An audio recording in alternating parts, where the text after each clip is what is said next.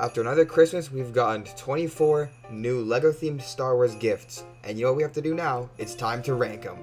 In dead last, we have the Ewok Village. This thing is the very bane of my existence. It just breaks so dang much, like it just did. The breaking got so bad to the point where I'm just missing a leg because it just kept falling off and I wasn't able to find it. Because of how fragile it is, that's why I decided to put it in last place. In 23rd place, we have the Hailfire Droid. It doesn't have any major problems, which are the reasons why I put it this low. It's just that it's a boring build, and I have a pretty boring thing from Star Wars. In 22nd place, there's the Clone Command Station. Again, there isn't really anything I actively dislike about it. It's just kind of boring. The only reason it's ahead of the Hailfire Droid is because you can put a minifigure in it, and it looks kind of cool. In 21st place, I put the Endor Bunker. I like it a little bit more than the Clone Command Station and Hailfire Droid. I like how it looks, but it does look pretty bad from the back, and it doesn't stick to the base plate correctly, which I don't really like. In 20th place, I put the Justifier. Although it is based off a really cool ship from Star Wars, I don't really like the recreation of it. I feel like it's lacking in a few ways, and it's just kind of annoying just to have sit down because it always tilts to one angle or another. In 19th place is the Clone Turbo Tank. This is a pretty good recreation of one of my favorite vehicles from Star Wars, but the only real problem I have with it is that when you put it down, the base is touching the ground instead of the wheels, which I find very weird. In 18th place, we have the Star Destroyer. It's just a pretty good recreation of a Star Destroyer. I don't really have that much to say about it, but if it was a Venator though, I'd definitely get more points. In 17th place, we have the N1 Starfighter. This is a pretty good recreation of the one shown in the Book of Boba Fett, but I probably would have put it higher if it was the one from the original Phantom Menace movie instead. In 16th place, I put the Imperial Shuttle. I kind of have the same thoughts around this thing as I do with the Star Destroyer, but I just like the Imperial Shuttle better, so that's why I decided to put it 2 places up. In 15th place, I put the Death Star Shield Generator. I just like this build. It's just a little cute version of the Death Star Shield Generator, and there's not really any problems with this. In 14th place, I put the little speeder bike. This is where I get into the territory of the builds that I really like, and this is one of them. I just wish it was a bit bigger so a full-size minifigure could fit on it. I put the Mini ATST in 13th place. I just really like this build. It's a cute little ATST, and I just like ATSTs in general. In 12th place, I put the AAT. I just really like AATs as I have the bigger version. It's one of my favorite sets I have, and it's just a cute little redesign. In 11th place, I put Omega.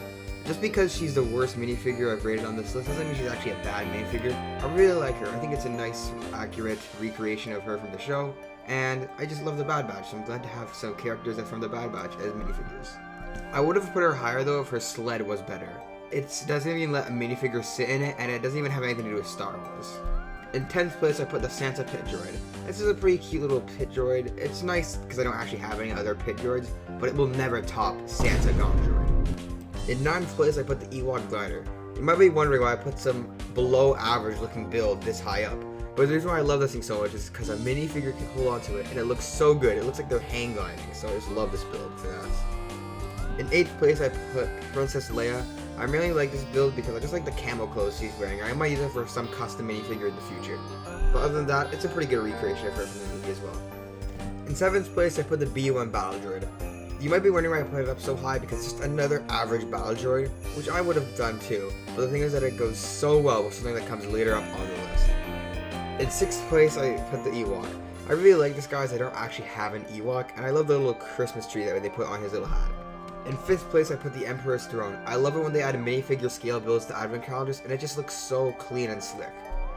In 4th place is the 212th Trooper. The main reason I put this guy up so high is because I love clone troopers. I don't actually have any other 212th Troopers, so because of that, I knew I had to put him up so high. In 3rd place is the Emperor. The main reason I put him up this high is because I love his sweater. He looks so funny with it and holding the bug, and I just love the Death Star design on it as well. And the lightning shooting out of his hand is a pretty cool piece as well.